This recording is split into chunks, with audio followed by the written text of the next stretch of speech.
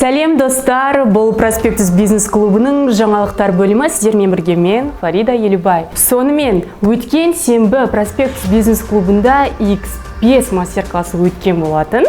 Мастер-классқа кәсіпкерлер өздерінің айлық табысын 5 есеге өсіру стратегиясын меңгерді. Қандай, қалай жолдармен екендігін барлығын Рахат мырза айтып кетті.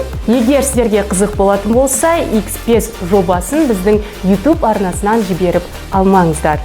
Мастер-классқа келген барлық қонақтар X5 стратегиясын қолдануға шешім қабылдады.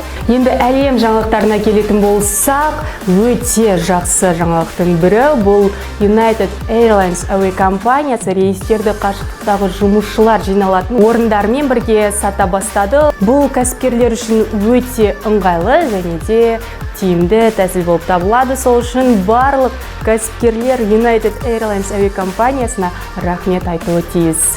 Сонымен бүгінгі жаңалықтар легі осындай. Әлі де алда сіздерді көптеген әлем жаңалықтар және проспектустың ішінде болып жатқан қызықты жаңалықтармен бөлісетін боламыз. Сіздер біздің жаңалықтар легінен қалып қалмас үшін міндетті түрде біздің арнаға жазылыңыздар, лайк басыңыздар және де комментарий қалдырып кетіңіздер. Келесі жаңалықта кездескенше.